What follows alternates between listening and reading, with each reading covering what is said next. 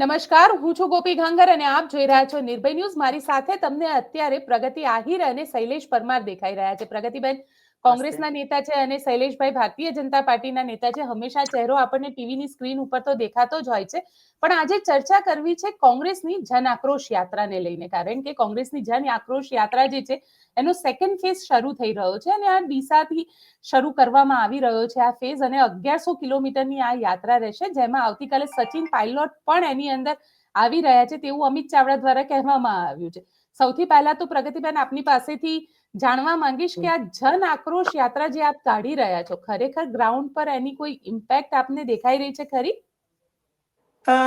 નમસ્તે ગોપીબેન, હું ચોક્કસથી એવું માનું છું કે જનતાના મુદ્દા ઉઠાવવા એ વિરોધ પક્ષનું કામ હોય જ છે, અને એ કોઈ અમે આ જે મુદ્દાઓ ઉઠાવી રહ્યા છે એના માટે કોઈ નવી નવાઈ નથી કરતા. પણ હા, ચોક્કસથી એ વસ્તુને હું માનું છું કે જનતાએ એ વસ્તુની નોંધ લીધી છે. સૌરાષ્ટ્રમાં અમે ટ્રેક્ટર યાત્રામાં પણ જોડાયેલા હતા ગોપીબેન, અને ટ્રેક્ટરમાં જ્યારે અમે ટ્રેક્ટરની યાત્રા લઈને નીકળતા હતા, સભાઓ બપોરે અને સાંજે એમ અલગ અલગ સભાઓ કરતા હતા, ત્યાં લોકોને મળતા હતા, ત્યાં ખેડૂતોને મળતા હતા, ત્યારે ખેડૂતોએ ચોક્કસથી એવું કહ્યું છે કે અમને ખુશી છે કે કોઈ વિરોધ પક્ષ છે અમારા માટે થઈ અને ટ્રેક્ટર યાત્રા કરી રહ્યા છે, ને એમના માટેની સૌથી મોટી માંગ લઈને અમે નીકળ્યા હતા કે ખેડૂતોનું દેવું માફ થવું જોઈએ. કેમ કે આ વખતનો જે કમોસમી વરસાદ હતો કે એમાં ખેડૂતોનો જે અત્યારનો પાક હતો એનું તો નુકસાન ગયું હતું જ, પણ સાથે સાથે જેમ કે અમારા વિસ્તારમાં સૌરાષ્ટ્રમાં આપણે જોઈએ તો ઘઉંનું વાવેતર થતું હોય ને એ ખેતર સુકાઈ જાય પછી ઘઉંનું વાવેતર કરવાનું હોય, તો અત્યારે એ ખેડૂતોના ખેતરો હજી ભીના છે અને એમાં ઘઉંનો પણ પાક સરખો ના લઈ શકે. એટલા માટે અમે સરકાર પાસે માંગ કરેલી કે ખેડૂતોના દેવા માફ થવા જોઈએ. તો આ જે જન આક્રોશ યાત્રા છે એમાં ચોક્કસથી ખેડૂતોની વાત છે, શિક્ષણ મોંઘું છે એમની વાત છે, મોંઘવારીએ જે માઝા મૂકી છે એમની વાત છે, યુવાનો બેરોજગાર છે એમની વાત છે, મહિલાઓને સુરક્ષાને લઈને વાત છે, અને સમગ્ર ગુજરાતમાં અત્યારે આપણે જોઈ રહ્યા છો કે કેટલા બધા હત્યાઓના કેસીસ બની રહ્યા છે. જનજીવન અત્યારે ક્યાંક ને ક્યાંક ડામાડોળ થયેલું છે. તો એવા મુદ્દાઓ છે કે જે જનતાને ટચ કરતા મુદ્દાઓ છે, એને લઈ અને જન આક્રોશ યાત્રા અમે લોકો કરી રહ્યા છે. તમે જોજો કાલનું ઓપનિંગ છે, ખૂબ સારું થવાનું છે. જનતાનો જે તમે જે પ્રશ્ન પૂછ્યો કે જનતા તમને સપોર્ટ કરે છે કે નહીં, એ જન આક્રોશ તમને ત્યાં જોવા મળશે, એ માનવ મહેરામણ તમને ત્યાં જોવા મળશે, અને ચોક્કસથી એવું માનીએ છીએ કે જનતાના મુદ્દા છે એટલે સ્વાભાવિક રીતે જનતા અમારી સાથે જોડાયેલી રહેશે. શૈલેષભાઈ, શું કહેશો આને લઈને? જનતા જોડાયેલી રહેશે કારણ કે જનતાના મુદ્દા ઉપર છે, અને સૌરાષ્ટ્રની અંદર તો ખરેખર ખૂબ સારો રિસ્પોન્સ હતો કોંગ્રેસને. જુઓ ગોપીબેન, આપની ચેનલના માધ્યમથી ઘણી વખત કહ્યું છે, અને મારા બેન પ્રગતિબેને જે વાત કરી એ તો કોંગ્રેસની એ જન આક્રોશ રેલી કાઢી છે, તો પ્રગતિબેન બિચારા શું કરે, એમ કે વખાણ તો કરવા ને. પણ પ્રગતિબેન, ગમે એટલા કોંગ્રેસના તમે વખાણ કરશો, ગમે એટલું કોંગ્રેસનું ખેંચશો, પણ તૂટી જવાનું છે, નથી ચાલવાનું. એક વસ્તુ, કારણ કે કોંગ્રેસ ડૂબતી નાવ છે. હવે બિહારમાં 5 સીટ આવી છે, 130 વર્ષ જૂની પાર્ટી, મારે એમાં નથી પડવું, પણ ભારતીય જનતા પાર્ટી જે પ્રકારે કામ કરે છે અને જે પ્રકારે અમારી સરકારો આવી રહી છે અને લોકો અમારી જે કામની પ્રગતિ છે એ સ્વીકારે છે, એક વાત. બીજું, પ્રગતિબેને કીધું કે અમે જન આક્રોશ રેલી લઈને નીકળવાના છીએ. નીકળો, વાંધો નહીં, તમારો અધિકાર છે, વિરોધ પક્ષનો અધિકાર છે, સંવિધાનિક રીતે તમામને એકઠા થવાનો અધિકાર છે, અને એ એકઠા થવા માટે અને આંદોલન કરવા માટે સ્વતંત્ર છે. અને વિરોધ પક્ષ છે એ રાજનૈતિક રીતે લોકશાહીનો એક સ્તંભ છે અને હોવો જ જોઈએ.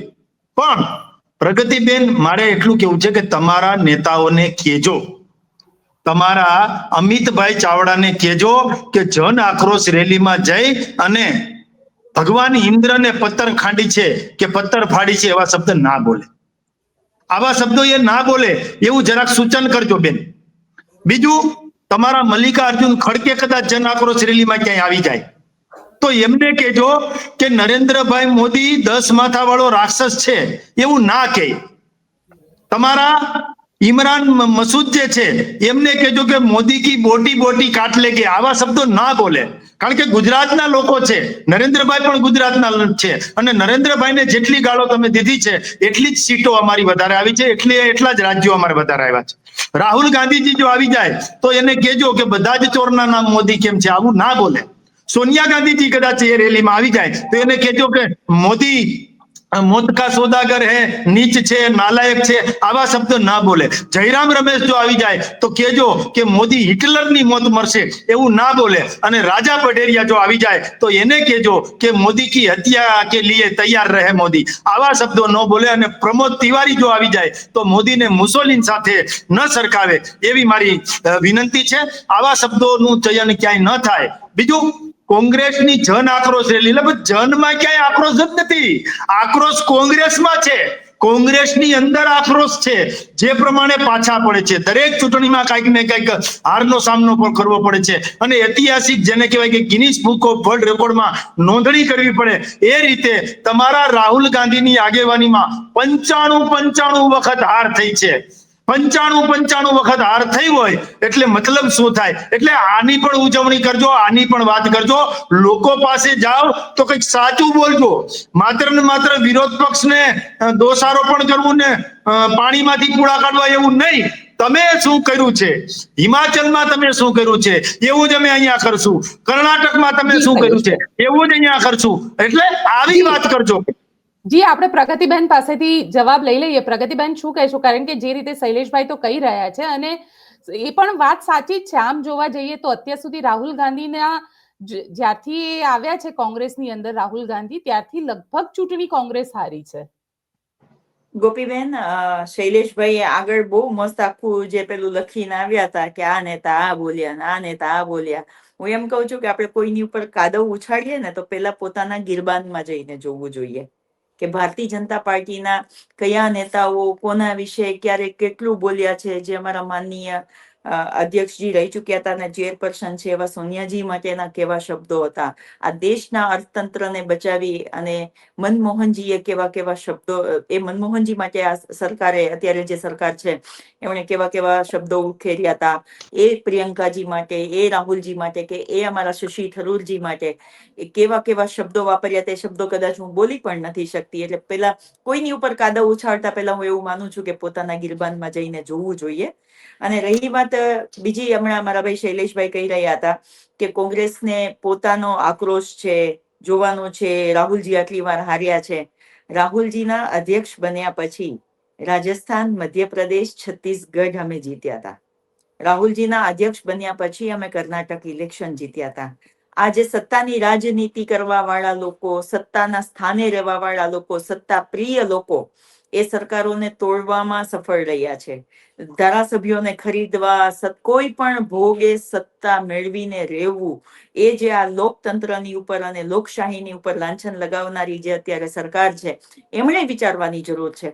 જે રાહુલજીને કહી, મારે તો શીખવું, મારે તો કેવું છે શૈલેષભાઈને કે તમારી પાર્ટીના એક નેતા બહુ સારા થઈ ગયા છે. આજે મારે એમના વખાણ પણ કરવા પડે છે કે વાજપેયીજી જે હતા કે 1025 વાર ઇલેક્શન લડ્યા હતા, તો પણ એના મોઢામાંથી ક્યારે એવા શબ્દો નતા નીકળતા કે જે વિરોધ પક્ષને લાંછન લાગતું હોય. કોંગ્રેસ માટે કહી રહ્યા છે કે તમારી હવે બિહારમાં હાલત છે, ગુજરાતમાં હાલત છે, ને અહીંયા છે ને. મારે કેવું છે કે આપણે ઇતિહાસમાં જોયેલું જ છે કે ભારતીય જનતા પાર્ટીને એક બેઠક મળી હતી અને બીજી બેઠક ઇન્દિરાજીએ આપી હતી કે ના, વિરોધ પક્ષ મજબૂત હોવો જોઈએ અને આંદોલનો થવા જોઈએ. એ કોંગ્રેસ પાર્ટીની વિચારધારા છે. કોંગ્રેસ પાર્ટીની એ વિચારધારા છે ગોપીબેન કે જ્યારે પહેલી સંસદ રચાતી હતી ને ભારત દેશની, ત્યારે વિરોધ પક્ષમાંથી જે લોકો એમના કામમાં માહિર છે એમને લઈ અને સત્તામાં સ્થાન આપી અને મંત્રી બનાવ્યા હતા. આ કોંગ્રેસ પાર્ટી છે. આ કોંગ્રેસ પાર્ટીની વિચારધારા છે કે લોકોને વિરોધ પક્ષમાં, જેમ કે ભાજપ હતી તો ભાજપ વિરોધ પક્ષના લીધે ફેમસ હતી કે વિરોધ કરવાની પરમિશન મળતી હતી. અન્ના હઝારે જેવા, અન્ના હઝારેને રામલીલા મેદાનમાં બેસી અને આંદોલન કરવાની સ્વતંત્રતા કોંગ્રેસ સરકારમાં મળતી હતી. આપ ગુજરાતમાંથી છો ગોપીબેન ને ઘણા વર્ષોનો અનુભવ છે આપને પત્રકારિતાનો. તમને ખબર હશે કે કોંગ્રેસ પાર્ટી કોઈ પણ આંદોલન કરવા જાય કે કોંગ્રેસ પાર્ટીએ કોઈ પણ આંદોલન કર્યું હોય તો ના પોલીસ પરમિશન મળે, છતાં પણ જનતાનો અવાજ ઉઠાવવા માટે કોંગ્રેસ પાર્ટી કોઈ પણ આંદોલન કરે તો એમની ઉપર લાઠીચાર્જ થાય. કોંગ્રેસ ઓફિસ ઉપર જઈ અને પથ્થરમારો કરી શકે, પણ પોલીસ એમને ના રોકે. પણ અમારા જેવા કોંગ્રેસને જે અમારી ઓફિસને બચાવતા હતા એ લોકો ઉપર કેસ કરી દઈ, અમારા કેટલા સાથી મિત્રોને જેલમાં નાખી દઈ. આપણે એ તાનાશાહીમાં જીવી રહ્યા છે, એ ના ભૂલવું જોઈએ. આ ભારત દેશને કોંગ્રેસે સ્વતંત્રતા અપાવી હતી. એ જયારે સ્વતંત્રતા અપાવીને ગોપીબેન, ત્યારે કોઈ જ ને ખબર નથી કે સત્તામાં આવશું કે નહીં આવીએ, અંગ્રેજો અહીંથી જશે કે નહીં જાય. એ સમયમાં કોંગ્રેસ પાર્ટી બનેલી છે. હમણાં શૈલેષભાઈ કહ્યું એમ કે આટલા વર્ષો જૂની પાર્ટી છે, એને સત્તાની લાલસા નથી. પ્રગતિબેન, આજે જન આક્રોશની જે વાત શૈલેષભાઈ કરી કહી રહ્યા રહ્યા છે કે જનમાં આક્રોશ નથી અને કોંગ્રેસને ખાલી આક્રોશ છે. કાલે તમે જોજો ગોપીબેન, કાલે તમે ગુજરાતની સૌરાષ્ટ્રની જે અમારી યાત્રા હતી એમાં જોઈ હશો કે સભાઓમાં ખેડૂતો કેટલા બધા આવતા હતા. અને આવતીકાલના ઓપનિંગમાં પણ જોજો કે એ જનતા એમના આક્રોશની સાથે કેટલી રીતે જોડાઈ અને કોંગ્રેસ પાર્ટીને સમર્થન કરશે. એટલે જનતાને આક્રોશ કેમ ના હોય ગોપીબેન? જેનો દીકરો MBA કરી લે પણ ઘરે બેઠો હોય, એન્જિનિયરિંગ કરી લે પણ ઘરે બેઠો હોય, એ દીકરા, ઘણા છોકરાઓ એવા જોયા છે કે ટેટની એક્ઝામ પાસ કરી લીધી પણ શિક્ષણમાં ભરતીઓ નથી થતી. આજે આ રમશે ગુજરાત, ભણશે ગુજરાતની વાત કરતી સરકાર છે, તો ત્યાં રમત ગમતના ટીચરો જ નથી સ્કૂલમાં. જે બાળકોને 1 થી 5 ધોરણ બાળકો ભણી રહ્યા છે, એમના ઓરડાઓ તૂટી જાય છે, બહાર બેસીને ભણાવવું પડે, બધા વચ્ચે એક જ શિક્ષક હોય છે. 6,000 ગુજરાતની ગવર્મેન્ટ સ્કૂલો બંધ થઈ જાય છે. દવા માટે લાંબી લાઈનો લાગે છે. કોઈ પણ મહામારી આવે ત્યારે સરકાર હાથ ઊંચા કરી દે છે. જ્યારે મહિલા સુરક્ષાની વાત કરીએ ત્યારે આજે મહિલાઓના એમના પતિઓ મર્ડર કરી નાખે છે, પણ મહિલા સુરક્ષા નથી દેખાતી. રસ્તા ઉપર જાતી કોઈ મહિલાનો ચેન કોઈ ઝૂંટવીને લઈ જાય છે, કોઈ શૈલેષભાઈ, મહિલાની આના માટે છેડતી કોઈ જવાબ છે એમને તમારી કોઈ પાસે? છેડતી કરીને જાય છે. બાળકોને ભણવા જવું હોય તો મોંઘી દાટ લાખ રૂપિયાથી નીચેની એક સ્કૂલ, મને ખાનગી સ્કૂલ બતાવો કે જે લાખ રૂપિયાથી નીચે ફી હોય. એવી મોંઘી દાટ સ્કૂલમાં છોકરાઓને ભણાવવા પડે છે. મા બાપના પેટે પાટા, આપણે પેલા એવું કહેતા કમર તોડ મોંઘવારી છે, એની જગ્યાએ હું એમ કહું છું કે પેટે પાટા બાંધીને કમર તોડીને પણ અત્યારે મા બાપ બાળકોની સ્કૂલની ફી નથી ભરી શકતા.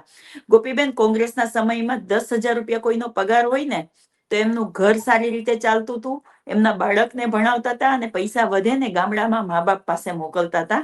અહીંયા 50,000ની સેલેરી હોય ને ગોપીબેન અત્યારે, તો 50,000 રૂપિયા વપરાઈ જતા. ગામડેથી આજે અનાજ, ઘી, તેલ બધું મા બાપ પાસેથી અહીંયા મંગાવવું પડે ને તોય પૂરું નથી પડતું. આ પરિસ્થિતિ છે ને. આને શૈલેષભાઈ, તમે તો પોતે ખેડૂત છો, તમે તો પોતે વીજળીનું ખેડૂત છો. બિલ. અને પ્રગતિબેન, 1 મિનિટ. શૈલેષભાઈ, તમે તો પોતે ખેડૂત છો અને ખેડૂતોની જે સ્થિતિ અત્યારે થયેલી છે એ સ્થિતિને લઈને આપ શું કહી રહ્યા છો? કારણ કે સરકારે રાહત પેકેજ કીધું અને જ્યારે વાત કરે છે ત્યારે કહે છે કે 10,000 કરોડનું રાહત પેકેજ, પણ વાસ્તવિકતા એ છે કે હજી સુધી ખેડૂતને તો 1 રૂપિયો નથી મળ્યો. શિયાળુ પાક લેવા માટે તૈયાર છે ખેડૂત, પણ એ ખેડૂત બિયારણ ક્યાંથી લાવશે એ એને ખબર નથી. ગોપીબેન, તમારી વાતનો જવાબ પહેલા આપવો છે. મારા બેન પ્રગતિબેને વાત કરી એ બધું લખ્યું છે મેં, એનો પણ જવાબ આપવો છે. પહેલા તો ખેડૂતની વાત આપે કરી છે. માત્ર 10,000 કરોડ નહીં બેન, અમે તો એમ બોલતા હતા પેલા કે 2016 થી લઈ અને અત્યાર સુધી જે 12 જેટલા પેકેજ આપ્યા, તાવતેથી લઈને બિપોરજોય વાવાઝોડી સુધીના, એ 10,000 કરોડમાં તો 10,000 કરોડ એમ બોલતા હતા. અને ભૂપેન્દ્રભાઈ પટેલની સરકારે એક સાથે 10,000 કરોડ આપી દીધા છે. એટલે અમે એમ કહીએ છીએ કે ખેડૂત કઈ બધું જ પૂરું થઈ ગયું ને એને આ દઈ દે એટલે થઈ જાય એવું નથી. જો ટેકાના ભાવે મગફળી ખરીદવાની વાત હતી, MSP 1452 મગફળી કરવાની વાત હતી, 1452 સરકાર ખરીદે છે, બજાર ભાવ 700 થી 800 રૂપિયા છે, પ્રગતિબેન જાણે છે. બીજું, ખરીદવા માટે 15,000 કરોડ મગફળી ખરીદવાની છે તો એ પણ ખેડૂતોના ખાતામાં 15,000 કરોડ જવાના છે. 10,000 કરોડનું સહાય પેકેજ એ પણ ખેડૂતોના ખાતામાં જવાના છે. એ ખેડૂતો હોય કોઈ પણ જિલ્લાનો હોય. ત્રીજું, વાવ થરાદ માટે 2,500 કરોડ અલગથી ફાળવ્યા છે. 947 કરોડનું પેકેજ હમણાં 1 મહિના પહેલા બનાસકાંઠામાં આપ્યું છે. ટોટલ કરીએ તો 27 થી 28,000 કરોડ ખેડૂતોના ખાતામાં જવાના છે. અને એમ છતાં પણ અમે એમ નથી કહેતા કે ખેડૂતો માટે અમે બધું કરી દીધું. અમે તો એ સરકાર છીએ કે જે ખેડૂતો માટે, ખેડૂતોથી અને ખેડૂતો દ્વારા ચાલતી સરકાર માનીએ છીએ. સવાલ એક જ છે, તમે કહી રહ્યા છો કે 27 થી 28,000 કરોડ તમે ખેડૂતો માટે આપ્યા, પણ ખેડૂતોના ખાતામાં ક્યારે આવશે? આ જે સવાલ છે ને, કારણ કે 100 રૂપિયા પણ ફોર્મના ઉઘરાવવામાં આવી રહ્યા છે અને આ 100 રૂપિયા જે રીતે ખેડૂતો પાસેથી લેવામાં આવી રહ્યા છે એ ખેડૂત પોતે હાઈકારો નાખીને આપી રહ્યો છે, કારણ કે એને તો બિચારાને ઘરના જઈ રહ્યા છે. અને ગોપીબેન, 3500 આપની વાત સાથે રૂપિયા, સહમત છું. કોઈ વીસી જે છે, કોઈ વીસી છે, એમણે ખેડૂત પાસેથી 12 રૂપિયા કરતા વધારે જો લીધા હોય, એને 12 રૂપિયા લેવાનો જીઆર છે. 12 રૂપિયા કરતા વધારે કોઈ લીધા છે તો એ ગુનો છે ને, એવા વીસી છે એના ઉપર પણ કાર્યવાહી કરવાના છીએ. અને બીજું કે ડીબીટી ના માધ્યમ ડાયરેક્ટ બેનિફિટ ટ્રાન્સફર, પ્રગતિબેનના વડવાઓ જે બોલતા હતા કે 1 રૂપિયો મોકલી છે ને 15 પૈસા પહોંચે છે, ઘસાતા, એવું નથી. હવે તો નરેન્દ્રભાઈ મોદી ત્યાંથી 1 રૂપિયો નાખે ને ગોપીબેન, 1 રૂપિયો એટલે હોય પૈસા સીધા ખેડૂતોના ખાતામાં આવે છે. ગઈકાલે જ 21મો હપ્તો ખેડૂતોને પ્રધાનમંત્રી કિસાન સન્માન નિધિ એટલે પીએમ કિસાન સન્માન નિધિ એનો હપ્તો મળ્યો છે. એ પણ ડાયરેક્ટ બેનિફિટ ટ્રાન્સફર થી આપ્યો છે. આ પણ મગફળી ખરીદી છે, એમાં પણ 7મા દિવસે એમને મળી જવાના છે પૈસા. અને બીજું આ ફોર્મ ભરવાનું ચાલુ છે, જેના ફોર્મ ભરાતા જશે એમ કે એના ખાતામાં પૈસા જતા જશે. એક વાત બીજું, પ્રગતિબેન એમ કીધું કે પેલા નોકરી આમ મળી જતી હતી, આમ મળી જતી હતી. ના, 2014 પહેલા કોંગ્રેસે નોકરી ઉપર બાન લગાવ્યો હતો. બાન નરેન્દ્રભાઈ મોદી આવ્યા પછી હટાવ્યો છે. અને ગુજરાતમાં પણ યુવાનો નોકરી કરે છે. એ કઈ કોંગ્રેસ વખતથી તો નહીં હોય, કારણ કે 30 વર્ષથી તો અમારી સરકાર છે. આ વિદ્યુત સહાયક એ કોણે ભર્યા? વિદ્યા સહાયક કોણે ભર્યા? એલઆરડી કોણે ભર્યા? વન સંરક્ષક કોણે ભર્યા? ગ્રામ સેવક કોણે ભર્યા? તલાટી મંત્રી કોણે ભર્યા? પીએસઆઈ કોણે ભર્યા? એએસઆઈ કોણે ભર્યા? હેડ ક્લાર્ક કોણે ભર્યા? ગ્રામ સેવક કોણે ભર્યા? હેલ્થ વર્કર કોણે ભર્યા? એસઆઈ કોણે ભર્યા? કંડક્ટર કોણે ભર્યા? આંગણવાડી વર્કર કોણે ભર્યા? પીએચડબલ્યુ એમપીએચડબલ્યુ કોણે ભર્યા? ફાયરમેન કોણે ભર્યા? કોપામાં કોણે એડમિશન અપાવ્યા અને કોપાથી નોકરીમાં લાગ્યા? આઈટી ક્ષેત્રના યુવાનો કામ કરે છે, કોણે ભર્યા? અગ્નિવીર કોણે ભર્યા? એટલે હું શું કહું છું કે આ બધી જે કામગીરી છે એ ગૌણ સેવા પસંદગી મંડળ અને જીપીએસસી તો અલગ, ડેરી ક્ષેત્ર અને સહકારી ક્ષેત્ર તો અલગ, એમઓયુ થી કંપનીમાં નોકરી મળે છે તો અલગ. એટલે આ બધી જ કામગીરી અમે કરી છે. એમ છતાં પણ ગોપીબેન, આ ચરે વેતી હોય છે, ચરે વેતી સતત ચાલતી પ્રક્રિયા છે. માનો કે મકાન છે, મકાન એક એના પપ્પાને આપી તો પૂરું થઈ ગયું? ના, એ પછી 2 છોકરા એના હોય, 2 જુદા થાય એટલે પાછા ઈ મકાન સહાય માંગે. એટલે આ સતત ચાલતી પ્રક્રિયા હોય છે. એમાં પણ અમે સારામાં સારું કામ કઈ રીતે થાય એ કામ કરીએ છીએ. અને પ્રગતિબેનની પાર્ટી અગાઉ પણ નીકળી હતી, ન્યાય યાત્રા લઈને નીકળી હતી. એને હું અન્યાય જોઈએ છે તો રામ જાણે. પછી પાછા ભારત જોડો યાત્રા લઈને નીકળી હતી. હવે ભારતને જોડવા કરતા કોંગ્રેસ જોડો ને, એની બદલે કોંગ્રેસ જોડવાને બદલે કોંગ્રેસ છોડો યાત્રા ચાલુ થઈ ગઈ હતી. અને કોંગ્રેસના લોકો બધા અન્ય પાર્ટીમાં મળતા હતા. શૈલેષભાઈ, આપણે અને બીજું હમણાં સરદાર પટેલ ના, એમણે પેલી સંસદની વાત કરી, 1 સેકન્ડમાં કહી દો. સરદાર વલ્લભભાઈ પટેલ એને 12 મત મળ્યા હતા સંસદમાં જ્યારે વડાપ્રધાન બનવાનું હતું ત્યારે, અને નહેરુજીને 0 મત મળ્યા હતા. એમ છતાં પણ નહેરુજીને વડાપ્રધાન બનાવ્યા હતા અને સરદાર વલ્લભભાઈ પટેલને નતા બનાવ્યા. અને હજુ સુધી એને ભારત રત્ન આપવાની વાત હોય કે એમની કોઈ પણ બાબત હોય, સરદાર વલ્લભભાઈ પટેલની ધૃણા કોંગ્રેસથી નથી જતી. બસ મને ખાલી આમાં કેવું છે કે ગોપીબેન, કે આમાં છે ને ઇતિહાસ વાંચેલો હોવો જોઈએ તો ઘણો બધો ખ્યાલ આવે. જે સરદાર વલ્લભભાઈ પટેલના નામે જે ગુજરાતની અંદર ધૃણા ફેલાવવાની જે વાત કરી રહ્યા છે શૈલેષભાઈને કેવું છે કે સરદાર વલ્લભભાઈ પટેલે પણ એવું કહેલું. મેં એમના બુક અત્યારે મારી સાથે જ છે, તમે મેં મારા પેલામાં સ્ટેન્ડ તરીકે છે અત્યારે. આ સરદાર વલ્લભભાઈ પટેલના પત્રો વાંચી લેજો એટલે ખ્યાલ આવી જશે તમને. ભાગ 1 અને ભાગ 2 શૈલેષભાઈ. સરદાર વલ્લભભાઈ પટેલે એમાં લખેલું છે, પત્ર વ્યવહારમાં એના સાથે લખેલું છે કે વિદેશ નીતિમાં હું સંગઠનમાં માહિર છું, વિદેશ નીતિમાં નહેરુ માહિર છે. આ દેશને મજબૂતીથી રાખી શકવા માટે મારું સમર્થન હું નહેરુને આપું છું. અને આપને ખ્યાલ હોય તો પહેલા જ પ્રધાનમંત્રી બન્યા પછીના અમુક વર્ષોની અંદર જ સરદાર વલ્લભભાઈ પટેલની તબિયત વધારે બગડી હતી. અને પહેલા પ્રધાનમંત્રી તરીકે એમણે ગાંધીજીને એવું કહેલું હતું કે મારી તબિયતનો કઈ ભરોસો નથી કે મને ક્યારે શું થઈ જાય, અને આપણને સૌને ખ્યાલ છે કે પહેલું જ હજુ 5 વર્ષ હતા ઇન બિટવીન જ સરદાર વલ્લભભાઈ પટેલ આપણને સૌને છોડીને જતા રહ્યા હતા. એટલે આવી ખોટી ધૃણા ફેલાવવાની વાતો ના કરે ભાજપ તો ઘણું છે. એ જ સાચી શ્રદ્ધાંજલિ છે ને. સરદાર વલ્લભભાઈ ખેડૂત પુત્ર હતા. તમે પણ છો ને હું પણ ખેડૂત પુત્રી છું શૈલેષભાઈ. એ સરદાર વલ્લભભાઈ પટેલ એવું કહીને ગયા હતા કે મારા નામના સ્ટેચ્યુ કે બાંધ બનાવવાની જરૂર નથી. એમાં જેટલો ખર્ચો કરો ને એટલું ખેડૂતોના ખાતામાં નાખજો પૈસા, તો મારા દેશનો ખેડૂત મજબૂત હશે ને સમૃદ્ધ હશે ને તો મારા આત્માને એમને શાંતિ મળશે ને લોકો મને એમને યાદ કરશે ખેડૂતો. એટલે મારે આ સરકારને એટલું કેવું છે કે કોંગ્રેસની જે માંગ અમે લઈને ચાલી રહ્યા છે કે જેનું જેટલું વાવેતર એનું એટલું વળતર. 1 વીઘામાં 14 થી 15,000 રૂપિયાનો ખેડૂતોનો ખર્ચો થયો છે. હું ખેડૂતની દીકરી છું, મને ખબર પડે છે કે ખાતર મોંઘું દાટ લઈએ, બિયારણ મોંઘું દાટ લઈએ, જે મજૂર કામ કરવા આવે છે એ મોંઘું દાટ એ લોકોની મજૂરી હોય છે. અને ઉપરથી આવો કમોસમી વરસાદ. મારા ભાઈ ટેકાના ભાવે મગફળી લેવાની વાત કરે છે, પણ શું જે લોકોની મગફળી ખરાબ થઈ ગઈ છે ને ટેકાના ભાવમાં તમે ગણશો? એને એ ભાવ આપશો? એ ખેડૂતો ત્યાં 3-4 દિવસથી લાઈનમાં ઉભા હોય, ડીઝલનો ખર્ચો કરીને આવ્યા હોય, ટ્રેક્ટર ભાડે કરીને આવ્યા હોય, અને પછી ત્યાં મગફળી પાસે જયારે દેવા જાય છે ને ગોપીબેન, ત્યારે એમ કહે છે કે તમારી મગફળી સિલેક્ટ થાય એવી નથી. એટલે એ રડતા મોઢે રડતા હૃદયે એ ખેડૂત જયારે પાછી મગફળી લઈને જાય છે ને એને બધો જ ખર્ચો માથે પડે છે. 3 દિવસ લાઈનમાં ઉભાનો, ડીઝલનો, મગફળી પાછી લઈને જવાનો, ને એ ટેન્શન ને એ બોજાની સાથે જાય છે ગોપીબેન કે એ હવે આ વર્ષનું વળતર ક્યાંથી ચૂકવશે. આમાં હું વાત કોઈ મોટા 100 વીઘાના ખેડૂતોની વાત નથી કરતી ગોપીબેન. હું એ ખેડૂતોની વાત કરું કે જેની પાસે નાનો વીઘો છે, એમાં એનું ગુજરાન ચાલે છે. હું એમ નથી કહેતી કે એમાં એ માલાતુજાર થઈ જાય છે, પણ એમનું ગુજરાન ચલાવે છે એવા ખેડૂતની વાત કરું છું. એટલા માટે આજે ગુજરાતમાં લગભગ જિલ્લાઓમાં ખેડૂતોને આત્મહત્યા કરવી પડે છે. કેટલા પરિવારને પાછળ મૂકીને અમુક લોકો ખેડૂતોએ આત્મહત્યા કરી છે ને ઘણા ખેડૂતો એવા છે કે એના પરિવારની સાથે આત્મહત્યા કરી છે. ત્યારે આ મારે કેવું પડે છે આ સરકારને કે તમે એવું વળતર આપો કે કમસે કમ ખેડૂતે એમનો જીવ ના દેવો પડે. અને બીજા નંબરની હું વાત કરું કે મારા ભાઈ કહી રહ્યા છે કે ભારત જોડો યાત્રાથી શું ફરક પડ્યો. ભાઈ, ભારત જોડો યાત્રાથી તમારી અબકી બાર 400 કે પાર, એ 300 કે પાર પણ નથી થઈ શક્યા. 54 માંથી 101 થયા છે. એ રાહુલ ગાંધી માટે.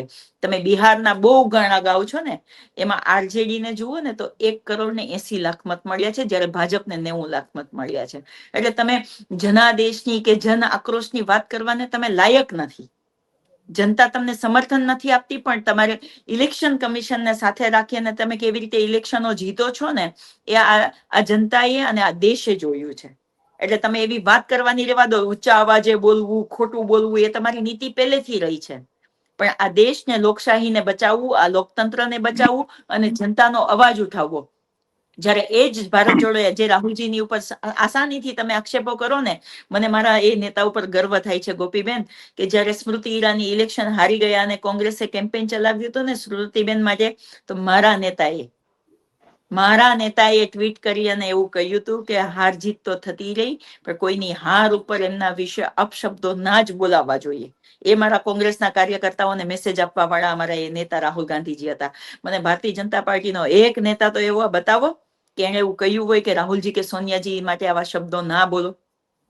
જયારે કોંગ્રેસ ઉપર આક્ષેપો કરવાની વાત આવે છે ને, કે એમના પર્સનલ લાઈફ વિશે ક્યારે કઈ બોલવાની વાત આવે છે, તો દુઃખ સાથે કહેવું પડે છે કે આપણા દેશના પ્રધાનમંત્રી કે ગૃહમંત્રી પણ ચૂપ નથી રહેતા અને એ મનમાં આવે એવા શબ્દો બોલે છે. અને એમના ઉપર કોઈ સાઈડમાંથી આવેલા કોઈ નીચાઈ આવી અને કઈ શબ્દો વાપર્યા હોય ને તો એમના માટે પ્રગતિબેન 1 સેકન્ડ.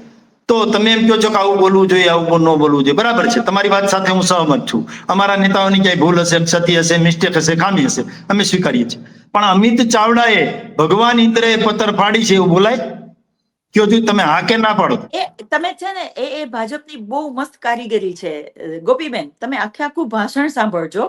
અમિતભાઈ એવું કહે છે કે જયારે ખેડૂતોને મળવા, સાંભળો, હું જયારે ખેડૂતોને મળવા ગયો તો ત્યારે ખેડૂતોની એવી વાત હતી કે આ વખતે કુદરતે એવી રૂઠી છે, સરકારે રૂઠી છે અને અમારો આવા પૈસા ગયા છે અને અમે આટલું વાવેતર કર્યું છે ને અમે બધી બાજુથી અમને માર પડ્યો છે. ખેડૂતોની વાત હતી.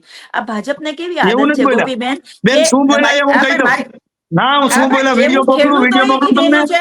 આ તમે કઈ પેલું રાહુલજીની વિડીયો મોકલું વિડીયો મોકલું ઓડિયો ક્લિપ બહાર પાડી હતી કે इस तरफ से आलू डालोगे इस तरफ से सोना निकलेगा. એ પણ આપણે આખી એમ નહીં ઓડિયો બેન ક્લિપ બેન સાંભળ બેન આખે એ આખું રેવા દ્યો. ભાષણ સાંભળ. જો એક મિનિટ હું કહું બેન જો મને સાંભળી લો, પછી અમિતભાઈ ચાવડા clarification એવું આપજો બોલ્યા તમે. હતા હા, બેન પણ મને અમિતભાઈ ખબર છે, ચાવડા મેં એવું સાંભળેલું બોલ્યા છે. હતા અમિતભાઈ ચાવડા એવું બોલ્યા હતા કે એક વિડીયો એવો છે કે જેમાં એક મારા કાર્યકર્તાએ મને વિડીયો મોકલો એમાં એવું કહેવામાં આવી રહ્યું છે કે ભગવાન ઇન્દ્ર નરેન્દ્ર અને ભૂપેન્દ્ર આ ત્રણેય પત્તર ફાડી છે આ શબ્દ બોલ્યા છે કોઈ પછી તમે બીજું કાર્યકર્તાએ ક્યાં યાર નહીં, ખેડૂતોએ કીધેલું છે ભાઈ ને. તમે આ જોઈ લેજો ખેડૂતો ને, હાલો આખો વિડીયો પણ બોલ્યા સાંભળજો, કોણ આખું ભાષણ જાહેર સાંભળજો. મંચ પરથી એટલે તમે જે આ મોફ કરીને જે તમને આદત છે ને કે કેવી રીતે પેશ પણ કરવા અમિતભાઈ લોકોની ચાવડા સામે. બોલ્યા ભગવાન ઇન્દ્ર એવું બોલ્યા અમિતભાઈ અમિતભાઈ ચાવડા ચાવડા બોલ્યા કે મને આવી રીતે ખેડૂતોની વચ્ચે ગયો અને ત્યાં ખેડૂતોને સાંભળ્યા ને ત્યારે એમ કહ્યું કે આ વખતે તો હવે ભગવાન ઇન્દ્ર કયો ખેડૂત ઇન્દ્ર છે એટલે કે હવે વરસાદના કયો દેવતા ખેડૂત છે. છે એ તો આપણને એમાં ખબર નથી કમોસમી વરસાદ થયું. એ ખેડૂત નહીં એ ક્યાં નરેન્દ્ર ખેડૂતો છે એ તો કેન્દ્રમાં ખબર નથી બેઠા, બેન મોસાળે એ જમણવાર કદાચ છે, માં પ્રગતિબેન પીરસવા આહિર વાળી ખેડૂત છે. નથી ને અરે હું તમને બેન એ જ કહું છું આ અમિતભાઈ શૈલેષભાઈ, ચાવડાને કે જે કહ્યું મોસાળે એ જમણવાર પ્રગતિબેન છે, આહિર જે માં ખેડૂત છે પીરસવા એ નથી વાળી ને છે. બાજુના રાજ્યમાં 500 રૂપિયાનો બાટલો આપો પણ ગુજરાતની જનતાએ તમને ખોબે ને ખોબે મત આપ્યા. સરપંચ આપણે સાંસદ સુધી આપણે ચૂંટણી આમાં જ રહીએ આપ્યા. તમે એના ગુજરાતમાં જ માટે રહીએ શું કર્યું? ગુજરાત એટલે ગુજરાત નરેન્દ્ર અને ભૂપેન્દ્ર જે તમે જે સંવેદનશીલ મુખ્યમંત્રીની વાત કરો છો ને, એ ભૂપેન્દ્રભાઈ આ ખેડૂતોની સંવેદના નથી સમજતા. તમે જાઓ ને લોકોની વચ્ચે ત્યારે ખબર પડે. લોકોને આત્મહત્યા કરવી પડે. દીકરીઓની છેડતી, જે દીકરીને જે ઘરમાંથી છેડતી થઈ હોય ને એના પરિવારને જઈને મળજો, તમને ખબર પડશે. આજે પણ હું બેન બોલું છું, મારા રૂવાટા ઉભા થઈ રાજનીતિમાં જાય છે. બેન ગોપીબેન કે ઓલી 6 પ્રગતિબેન હવે વર્ષની હવે બસ દીકરીને બેન પાછા RSS નો વળી જાઓ બેન પાછા વળી જાઓ બસ બસ RSS નો બેન માણસ બેન ભટકી સાંભળો ગયો છે, એની બેન માની સાંભળો વેદના મને ખબર છે. મારા બેન સાંભળો રાજનીતિમાંથી બહાર નીકળવા માટે કે પાસ થવા માટેનું કોઈ સાધન હોય, કોઈ લેબોરેટરી હોય તો એ મતપેટી છે. ગયા વખતે 156 સીટ આવી હતી, એ પણ મતપેટી છે. કેન્દ્રમાં સરકાર છે, એ પણ મતપેટી છે. 21 રાજ્યોમાં અમારી સરકાર છે, એ પણ આવું તમે મતપેટી માનો છે. છો? 8 આવું રાજ્યોમાં તમે માનો એનડીએની છો ને? સરકાર છે, એમાં કોંગ્રેસની 3 રાજ્યોમાં ઓ ભાઈ, સરકાર છે, એ પણ શૈલેષભાઈ, મતપેટી આવું છે. તમે માનો અને છો ને? બિહારમાં જે રીતે જ્વલંત વિજય થયો એ પણ મતપેટી છે બેન. મતપેટીમાંથી બહાર નીકળ આપણે કોઈ ભજન મંડળી લઈને તો બેઠા નથી, રાજનૈતિક પાર્ટી લઈને બેઠા છીએ. બીજું તમે એમ વાત કરતા હતા કે ખેડૂતને એક પેલા મારી વાત મતપેટીની કરી છે તો સાંભળી લો કે 17,000-18,000 મતપેટી છે. રૂપિયા ખર્ચો થાય છે.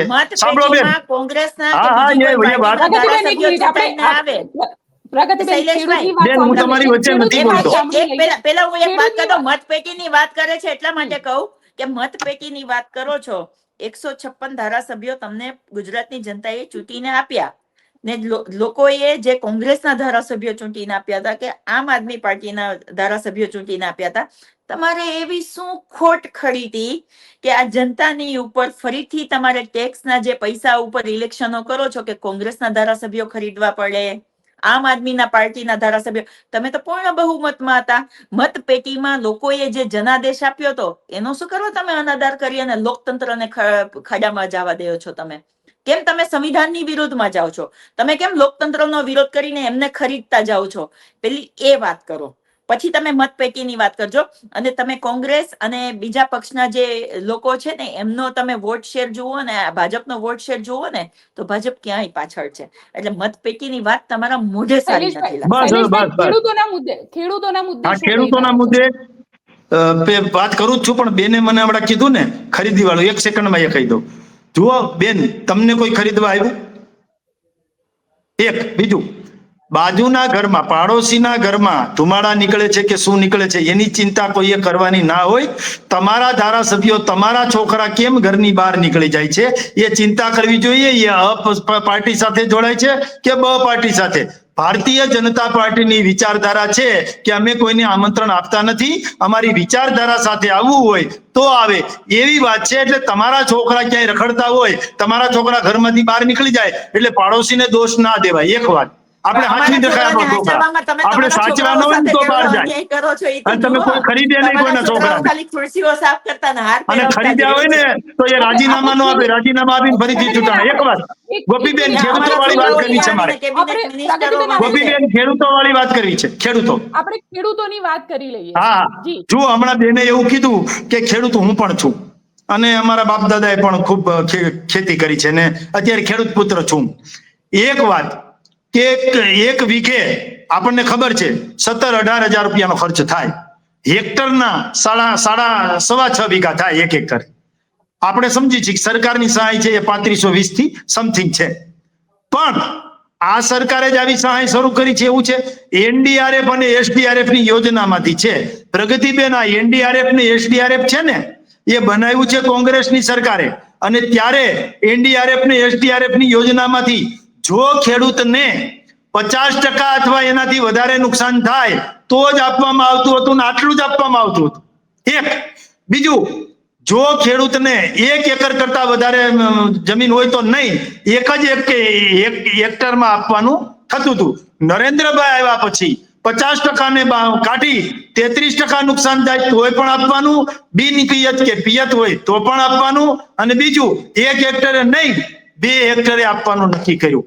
અને 10,000 કરોડ 10,000 કરોડ. એમ નહીં, અત્યારે તો 100% નુકસાન છે ખેડૂતોને. 100% હા, નુકસાન છે. 100% હોય તો પણ 22,000 રૂપિયા જ આપી શકાય. આ નિયમ એનડીઆરએફ ને એસડીઆરએફ ની યોજનાનો છે ને એ બંધારણીય રીતે છે, અને એ કોંગ્રેસ વખતે ઘડાયેલો નિયમ છે. યોજનાનું શું છે? એક વાત બેન વચ્ચે નહીં, હું બીજી વાત કરવા જઈ રહ્યો તમારી જ. હિમાચલ પ્રદેશમાં કોંગ્રેસની સરકાર છે. હિમાચલ પ્રદેશમાં મુખ્યમંત્રી સુક્કુ જે છે એ કોંગ્રેસના મુખ્યમંત્રી છે. ત્યાં પણ આ જ વાવાઝોડું ને આવું જ વાવાઝોડું આપ્યું છે. ત્યાં આપણે શું આપ્યું છે વીઘે? તમે કયો નહીતર હું કહું. ત્યાં આપણે શું આપ્યું છે એ તો જરા જુઓ. ભૂતકાળમાં જ્યારે આવા વાવાઝોડા આવ્યા છે ત્યારે આપણે શું આપ્યું છે એ પણ જોવો. અત્યાર સુધીમાં 20 કરોડ જેવી સહાય પેકેજના માધ્યમથી રકમ આપી. કોંગ્રેસ સરકારે માફ કર્યા છે. મનમોહનજીની સરકારના આજે ખેડૂતોની વચ્ચે જઈએ છે ને ગોપીબેન, દેવા માફ કરવા અને ધિરાણ માફ કરવું બેન. અત્યારે જે વાત ચાલી રહી છે ધિરાણ માફ કરવાની છે, દેવા માફ કરવા અને ધિરાણ માફ કરવું, એમાં હાથી અને ઘોડાનો ફેર છે. શૈલેષભાઈ, આપણે પહેલા પ્રગતિબેનને સાંભળીએ. 1 મિનિટ પ્રગતિબેન બોલો.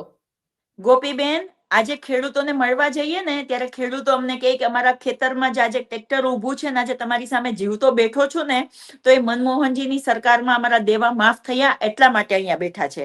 આજે ખેડૂતોની વચ્ચે જઈએ છે ને ત્યારે ખેડૂતો કહે છે કે તમારી સરકારમાં અમને મફતના ભાવમાં ખાતરો મળતા હતા, મફતના ભાવમાં બિયારણ મળતું હતું, અમારી પાસે કોઈ પણ ઓજારો ઉપર જીએસટી નતો લગાવવામાં આવ્યો, તમારી સરકારમાં અમને વીમા મળતા હતા, તમારી સરકારમાં ખેડૂતોને સૌથી વધારે પ્રાયોરિટી દેવાતી હતી. જ્યારે આ સરકાર આવ્યા પછી ખેડૂતોના વીજળી બિલ તમે જુઓ ને બેન, તો સ્માર્ટ મીટર લગાવી જાય ને બીજે જ મહિને બિલ આવે 50,000નું ખેડૂતોને. જે કોંગ્રેસની સરકારમાં ખેડૂતોને વીજળી બિલ એવું નતું આવતું. કોંગ્રેસના સમયમાં ડીઝલ એટલું મોંઘું નતું, ક્રૂડ ઓઇલ 150 રૂપિયાનું હતું ને તો પણ અહીંયા ખેડૂતોને 40 રૂપિયા ડીઝલ મળતું હતું, જે આ સરકારમાં અત્યારે 100 રૂપિયા મળે છે. ખેડૂતોની પાસેથી તમે ઈંધણ છીનવી લીધું છે, કેરોસીન છીનવી લીધું છે બાટલા દેવાના નામે, અને એ બાટલો તમે એની કમર તૂટી જાય ને તો પણ એ માણસ બાટલો ના લઈ શકે ને એવો મોંઘો બાટલો તમે.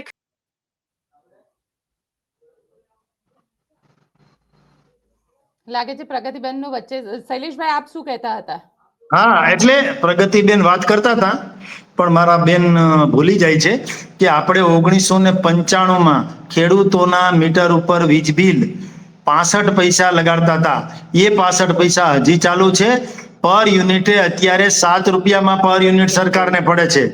તો પણ ખેડૂતોને હજુ પ્રગતિબેન ખેડૂતોને 1995 થી લઈ અને અત્યાર સુધી માત્ર 65 પૈસા પ્રતિ યુનિટ વીજળી આપતા હતા, એ હજુ આપીએ છે. એમાં 1 પૈસાનો વધારો નથી કર્યો, અને અત્યારે સરકારને 7 રૂપિયા પર યુનિટ પડે છે. એમ છતાં પણ હું કહું છું કે જે પ્રકારનું અત્યારે ખેડૂતોને માનો કે 0% વ્યાજે તમે જે દેવા માફની વાત કરી ને, દેવું માફ કરવું અને ધિરાણ માફ કરવું, વાત અત્યારે જે ચાલે છે ને એ 3 લાખ ધિરાણ લીધું ને એની વાત ચાલે છે. એટલે દેવું અને ધિરાણ આ બંને વચ્ચે હાથી અને ઘોડા જેટલો ફેર છે. ધિરાણ 0% વ્યાજે, અમે તો 0% કહીએ છીએ વ્યાજે 3 લાખ રૂપિયા દર વર્ષે મળે છે. એવું એને જૂનું નવું કરવાનું હોય છે માફ કરો, ખેડૂતોએ. ધિરાણ આજે માફ મેં કરો પણ અને લીધા વીમા છે. આપો. એટલે 3 લાખ રૂપિયાનું વ્યાજ નથી, વ્યાજ જે આવે છે 7% એ કેન્દ્ર અને રાજ્ય સરકાર ભોગવે છે. 3% કેન્દ્ર સરકાર ભોગવે છે, 4% રાજ્ય સરકાર ભોગવે છે. એટલા માટે ખેડૂતોને આ ધિરાણ 3 લાખ રૂપિયા 0% એ મળે છે. અધધ ખાતરમાં સબસિડી અધધ 2.5 લાખ કરોડની આપીએ છીએ. અધધ કિસાન સન્માન નિધિમાં પોણા 3 લાખ કરોડ જેવી રકમ ડીબીટીના ગોપીબેન, આ બધી માધ્યમથી વસ્તુઓ સરકારે જો ખેડૂતોને ખેડૂતોના આપી છે. ખાતામાં પહોંચી જાય. શૈલેષભાઈ એક મિનિટ. પ્રગતિબેન, ખાતર ગોપીબેન, મળે છે ખરું? જે રીતે શૈલેષભાઈ કહે છે કે ગોપીબેન, અત્યારે સબસિડી આપી ખાતરની છે. સૌથી મોટી શોર્ટેજ છે. ખાતરની સૌથી મોટી શોર્ટેજ છે. અત્યારે જેમ કે શિયાળુ પાક લેવો હોય ખેતરમાં અત્યારે ખેડૂતોને, તો એની પહેલા ખાતરની અવળી મોટી શોર્ટેજ હોય છે કે ખેડૂતો આજુબાજુના ગામ સુધી ને બાજુના તાલુકા સુધી ગોતવા જાય છે ને ગમે તે ભાવમાં ગોતવા જાય છે ને તો એ ખેતરમાં એ લોકોને ખાતર મળતું નથી ટાઈમે. આ સરકારે આના માટે તમે અત્યારે ગ્રાઉન્ડ ઉપર રિપોર્ટ કરી શકો તમે ગોપીબેન, ખેતરમાં જઈને ખેડૂતોને પૂછશો ને એમના ઘરે જઈને, તો ખેતરમાં જઈને ખેડૂત તમને આજ કહેશે કે બાજુના 2-3 તાલુકા સુધી અમે ફરી આવ્યા છે, અમને ખેતરમાં નાખવા માટે ખાતર મળતું નથી શિયાળુ પાક માટે. આ સૌથી મોટી શોર્ટેજ છે.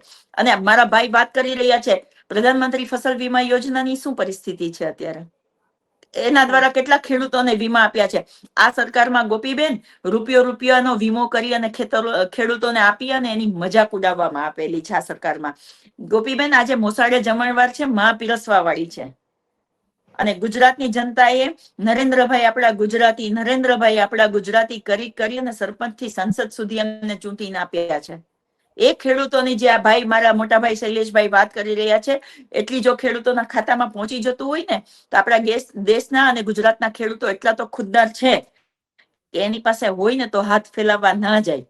આજે ખેડૂતોની પરિસ્થિતિ આત્મહત્યા કરવા સુધીની પહોંચી છે ને, ત્યારે ખેડૂતોએ એમનો અવાજ ઉઠાવવો પડે છે ને વિરોધ પક્ષ તરીકે અમારે એમનો અવાજ ઉઠાવવો પડે છે. આજે જે રીતે શૈલેષભાઈ વાતો કરી રહ્યા છે ને, કે કદાચ જો ખેડૂતો પાસે એટલું આવતું હોત ને ગોપીબેન, તો આજે ખેડૂતોને આત્મહત્યા ન કરવી પડતી હોત ને, આંદોલનો ન કરવા પડતા હોત ને, એમના મગફળી લઈને 3 દિવસ રાતના ઉજાગરા કરી અને લાઈનમાં ના ઉભું રહેવું પડતું હોત. ને આજે આપણો ખેડૂત તો વિમાન હવાઈ જહાજમાં ફરતો હોત. જે રીતે વાત કરી હતી ને કે 2022માં ખેડૂતોની આવક બમણી થઈ જશે, ખેડૂત છે એ વિમાન હવાઈ ચપ્પલની જગ્યાએ હવાઈ જહાજમાં ફરશે, દરેક ખેડૂતોના ઘરમાં ગાડીઓ ઉભી હશે. આવી પરિસ્થિતિ એકચ્યુઅલમાં આવી ગઈ હોત. પણ આજે નરેન્દ્રભાઈ ધારે ને, કેન્દ્ર સરકાર, આ જે શૈલેષભાઈ વાત કરી છે કે 30 વર્ષથી ગુજરાતમાં સરકાર છે, તમારી ભારતીય જનતા પાર્ટીની સરકાર ગુજરાતમાં હોવા છતાં પણ કેન્દ્રમાંથી મનમોહનજીની સરકારે ખેડૂતોના દેવા માફ કરી અને ખેડૂતને સન્માનથી અને પોતાના સેલ્ફ કોન્ફિડન્સથી ઉભવાની તાકાત છે ને એ મનમોહનજીની સરકારે આપી હતી. તમારે આજે કેન્દ્રમાં ભાજપની સરકાર છે, ગુજરાતમાં 30 વર્ષથી સરકાર છે, તો આજે તમારી કેન્દ્રની સરકારે પણ ગુજરાત સરકારને સપોર્ટ કરી અને ખેડૂતોના દેવા, એનું ધિરાણ માફ કરી અને જે ખેડૂતો વીમા મળવાને યોગ્ય પાત્ર છે એ લોકોના ખાતામાં વીમો પહોંચી જવો જોઈએ. ખાલી વાતો વાતો કરવાથી ખેડૂતોનું ઘર નથી ચાલતું બેન. કેટલા ખેડૂતોના દીકરા દીકરીઓના આ સિઝનમાં લગ્ન હશે. અત્યારે એને આમ એક બાજુ કોંગ્રેસના સમયમાં બેન 1 તોલું માંડવી સોનું અને 1 ખાંડી માંડવીના ભાવ સરખા રહેતા હતા, કે લોકોને એમ થતું હતું કે 1 ખાંડી માંડવી વેચી દેશું ને તો દીકરા દીકરીના 1 તોલું સોનું થઈ જશે, અને એમ કરી અને દીકરા દીકરીના લગ્ન કરતા હતા. આજે સોનાના ભાવ આસમાને પહોંચી ગયા છે અને ખાંડી માંડવીના ભાવ સતત નીચે ગબડતા રહી છે. અને અમારા વતી એની સાથે સાથે એક પ્રશ્ન એ પણ પૂછી લેજો કે આપણા પ્રધાનમંત્રી એવું કહેતા કે જે દેશનો રૂપિયો ગબડે ને એ દેશની પ્રતિષ્ઠા ગબડે. આજે આપણો રૂપિયો ગબડતો ક્યાં પહોંચી ને પૂછી લેજો અને મારા વતી કહેજો કે એનો પણ જવાબ આપે કે આજે દેશની પ્રતિષ્ઠા નથી ગબડતી. જી બેન, પહેલો સવાલ તમને પૂછી રહી છું. ખેડૂતોને સહાય માટેના જે કામગીરી છે એ શરૂ થઈ ગઈ છે, પણ દરેક જગ્યાએ સર્વર ઠપ થઈ જાય છે. આ સર્વર ઠપ થતા ક્યારે બંધ થશે? જો ડિજિટલ જમાનો છે અને ડિજિટલાઇઝેશન આવ્યા પછી જે રીતે મેક ઇન ઇન્ડિયા આપણે ચાલુ કર્યું છે, આત્મનિર્ભર ભારત તરફ જઈ રહ્યા છીએ, ત્યારે ઇન્ટરનેટની જે સુવિધા છે એ પણ 5G અને હવે તો એનાથી પણ ઉપર જવા જઈ રહી છે. એમ છતાં પણ આ જે બધી ખામીઓ છે એ ટેકનિકલ ખામીઓ છે ને, એમ છતાં પણ જે ઇન્ટરનેટની ખામી સર્જાય છે એ સરકારનો જ એક ભાગ છે, સરકારની જ જવાબદારી છે. કારણ કે અમે સરકારમાં બેઠા છીએ તો સત્તાને જ સવાલ હોય ને અમને જ સવાલ હોય. બાકી પ્રગતિબેન એને તો ખાલી વાતોના બડા કરે તો ચાલે. મારા બેન ને એ બધા અમારે જ કામ કરવાનું હોય છે. કોંગ્રેસના હા વોટર્સની બેન, લંબી લાઈનો બેન હું હોય ને તમારી વચ્ચે ક્યાં બોલું? ત્યારે બેન હું તમારી EVM વચ્ચે બંધ થઈ જાય. પ્રગતિબેન એમનો બેન જવાબ હું તમારી સાંભળી વચ્ચે લઈએ, કારણ કે ક્યાં બોલતો? હું ખેડૂતો તમારી માટે વચ્ચે આ બહુ બોલતો નથી મહત્વની બેન. વાત છે. હા, બિલકુલ. એટલે જે સર્વર વીસી ક્યારે બંધ થશે? હા સર્વર ડાઉન થાય છે. માનો કે એક સાથે એક જ જગ્યાએથી જાજા ફોર્મ ભરવાના થતા હોય તો ત્યાં આજુબાજુનો જે એક જ ટાવર હોય એના કારણે ક્યાંક નેટમાં પ્રોબ્લેમ થતો હોય, અથવા તો જે 5G નેટ છે એ ન આવતું હોય તો એ જે ક્ષતિ છે એ પણ અમારે જ નિવારવાની હોય ને. આપના માધ્યમથી, આપની ચેનલના માધ્યમથી પણ સરકારમાં હું રજૂઆત કરવાનો છું. આપે જે કહ્યું છે પણ મારા બેનને મારી વિનંતી છે કે આ જે તમે યાત્રા કાઢો છો એ યાત્રામાં કોઈ તમારી સામે આવી અને કોઈ સવાલ કરે તો તમે ખીજાતા નહીં. કોઈ તમારે એમ કે ભાઈ બિહારમાં તમારી ડિપોઝિટ ગઈ તો એ ડિપોઝિટ જવાનો ખરખરો કોઈ કરે, ખરખરો કરે તો ભાઈ ખીજાતા નહીં. અને બીજું ખેડૂતોની વાત આવે છે, વિદ્યાર્થીઓની વાત આવે છે, મહિલાઓની વાત આવે છે. બિહારની વાત અહીંયા આવતી જ નથી. તમને લોકોએ તમને આ તો યાત્રા લઈને નીકળ્યા છે, તમે બેઠા છો, સત્તામાં યાત્રા તમે લઈને બેઠા નીકળ્યા છે તો ખેડૂતો પૂછશે ને. ખેડૂતોના કઈ સવાલ હોય અને પૂછે એ તમને તો યોગ્ય જવાબ આપજો. એના ખભે બંદૂક મૂકી અને સરકારની સામે ફોડવાના પ્રયત્નો નહીં કરતા. ખેડૂત ભોળો છે. અમારો ખેડૂત જે છે ને એ સીધો સાદો અને સરળ છે.